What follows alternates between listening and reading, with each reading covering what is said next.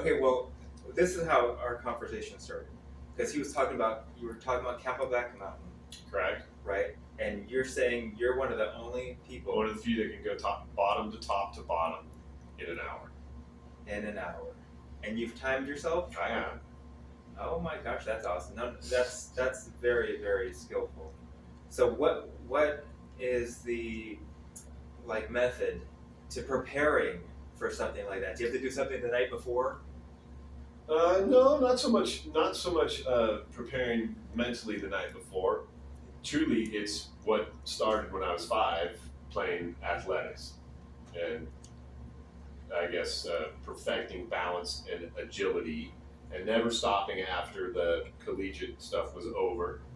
Just staying in shape. I've, I guess, kind of trained myself to be able to pick out spots in between rocks without hitting the rocks to continue to fly down the mountain, so to speak. Uh, Almost sometimes I might get up to close to 17 miles per hour, and that's just because I'm old. So what was your peak performance? When in my late teens, early 20s, I was a pretty fast sprinter, 600 meters, and I believe there were times that running downhill I would get close to 23, 24 miles an hour. Wow. That's amazing. So Yes. what if you fall? I mean, Yes, there's no doubt, as friends of mine know, that it's easy to trip, and when that happens, you just get a little bit of minor road rash. But if you were to fall at the wrong time, going down some of these steep inclines, it could be pretty much disastrous, possibly numerous broken bones. okay. So okay, do I call you Josh or Josh? What would you prefer? Josh? That's fine, yeah. Okay. Josh, okay, tell me, how do you prepare for a mountain climb? So climbing is a little bit different than trail running. I do stretch at the bottom of the mountain for about 20 minutes, and while I'm stretching, I am mentally drawing a map of how I'm going to ascend from the bottom to the top.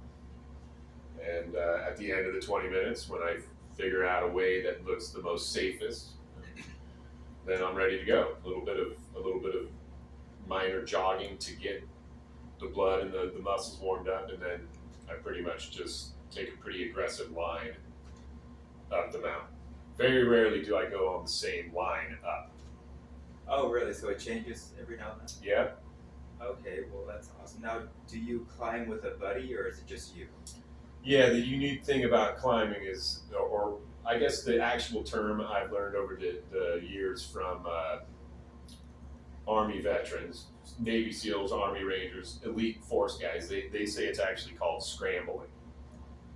So it's not actually mountain climbing, although you're climbing up a mountain because you're not using any ropes, any carabiners. It's not past. I think that it gets to about 50 degrees in the ascent, and I think once it gets to 60 degrees, then it's actually called mountain climbing. Okay. So I do an extreme form of scrambling. Okay. Gotcha. Oh, scrambling. So that's done in the military. Okay, by Correct. Navy SEALs or Rangers or. Yeah, most of the elite guys will have some training in a mountainous area to learn how to ascend mountains and even go down them Okay. without injuring yourself, but Right. without having to use ropes. Oh, wow. So do you use ropes at all? I don't. Oh, wow. That's even more impressive. So what do you wear when you? So my typical attire is, depending on the shoe, but a trail running shoe, usually Adidas. I also don't mind I've been trying lately the heat because I'm getting older. The slip-on Skechers, Okay. which they make a trail running shoe, which I've actually been pretty impressed with. And then shorts and a bandana. I am one of those guys that believes the sun and the earth are part of us, and so earthing outside for me is truly something I wholly believe in and practice. And the sun, of course, is the way I get my natural vitamin D. And so I typically have shorts, shirt off, just shorts, shoes, bandana. No more typically than an hour do I like to be outside when I'm exercising.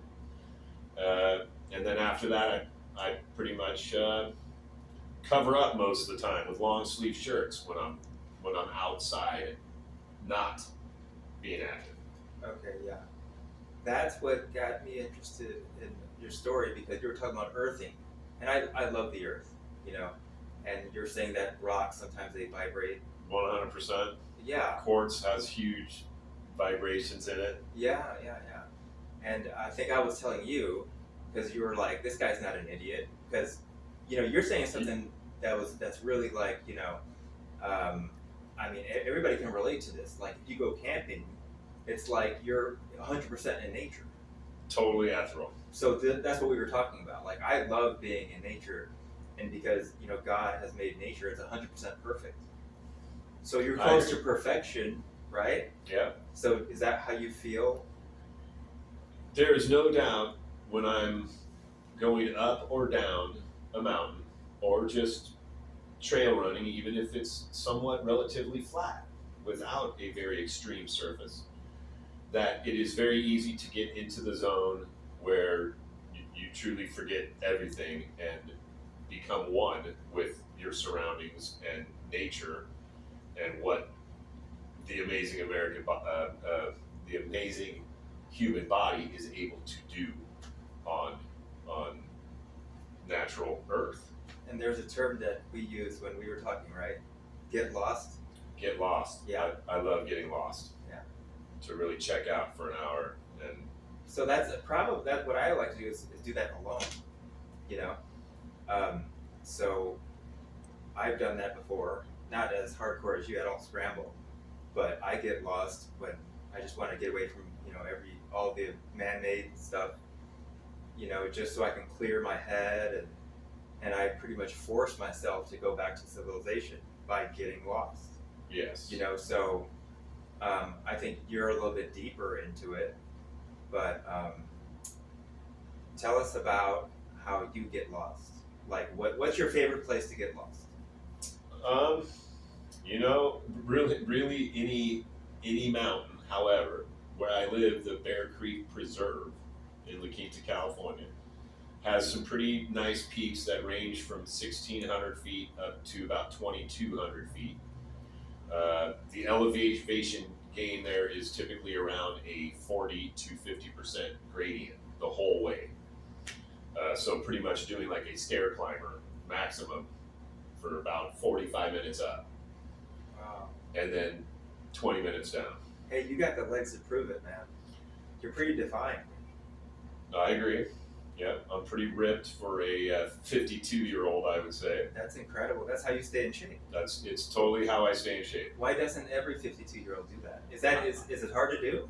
No, and I'm hoping that through this medium, that there will be, I can open the eyes to some ex-athletes or ex-non-athletes that are over the age of 40 that can learn to stay in shape without being indoors, without having to go to a gym that costs, even if it's $10 a month. What I do is totally free, yet it's using the tools and the machines that Mother Nature gave me Gotcha. to build and keep my physique, so to speak. There you go.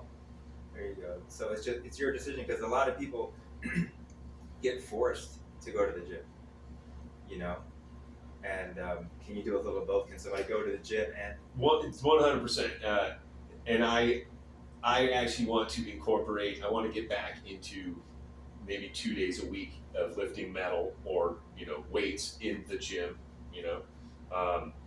But it's when you get so used to earthing and being outside as the way to work out, I almost feel a little claustrophobic when I'm in a gym around a bunch of other people and we're all sweating inside. Where for me, it's like the sun is taking my sweat and recycling it back. I into like that. You I know? like that. Wow, because all the gym bros might just get in your way. I mean, and I did so much of weightlifting from the time I was 13 to 24, playing football and track, that there is major benefits, but I think the one negative is being inside in an office, so to speak. Even with good ventilation, it's still air conditioning. Everybody's it's getting rid of CO2, which is fine, but I don't know how much benefits the air in a gym can have compared to being outside and Yeah, fresh air. it's truly fresh air. Yeah. Yeah, no doubt. So, what would you suggest if you go scrambling to drink or to eat along the way? Or So I'm glad you bring that up, as a matter of fact, Justin, because I think there is a major misconception on what being dehydrated is. Okay. The reason why I state this is I very rarely, even when it's 100 degrees, take a fluid with me on my 45 or 1 hour journey. in the desert? Yes. Because I hydrate so much the night before and the 3 to 4 hours before my activity. Because then the body will naturally disperse as much water as it needs to keep cool before it goes into shutdown mode. And by being in shape, you can increase the amount of time that your body will slow the process of cooling itself based off of how much water you literally have in your tank, so to speak. And I think I've almost kind of mastered that physiological part of my body to combat extreme temperature. 110 degrees, probably. Yet, as a matter of fact, Angela has witnessed me work out in 110 degrees at a high rate for 45 minutes to an hour. Probably burning close to 1,500, maybe 2,000 calories in that hour. Wow. So you have no problem gaining and losing weight whenever you want. Gaining is hard, Oh wow. but if I was to stop exercising, because I love food, I also enjoy some libations. Those build calories. But if I was to stop working out, which I did for a little bit in my late 20s and early 30s, there was a time where I kind of had a beer belly, and I wasn't in the I greatest can't of imagine you shape. get beer belly. I wasn't in the greatest of shape, and it happened pretty quickly because of because I love to eat. Being half Sicilian, I love food and I love to cook, and who doesn't like to eat? Right. But my metabolism is at a point, I believe, because of most of my life staying in shape, that it would be pretty hard for me to put on 20 pounds. Wow. even Now if- that's a statement. I mean, that's not easy for anybody to say. It's But- easy for me to gain weight, and I'm thin. Really? I actually watch my weight. Yeah. I only eat one meal a day. I'm 2 a day. I'm a 2 meal guy. I like a brunch Okay. and a nice dinner, Mhm. big dinner. That's what I do. But a brunch, and it doesn't matter how much. Sometimes it's big, sometimes it's small. A lot of times I will base my caloric intake and what types of food I eat 24 hours before a specific workout, because that's really when it takes place. What you put in 24 hours, about 24 hours later is when it's ready to be expelled in the form of energy. I like that. Well, see, my trick is I don't eat meat every day. Me neither. So like maybe once or twice a week. So that's how I can keep the weight off. Are you So- naturally svelte though? Yeah. Yes. Naturally. Yes. I mean, as a kid and stuff, right? I was active. Yes. I played sports, and we had a big backyard, and the neighbors' kids would play, and the old school when kids used to play outside Yeah. instead of playing video games or being on their app. Totally. Crazy. Yeah. So, hey, but I want to thank you, Josh. We're gonna see how this video turned out, but you're awesome, man.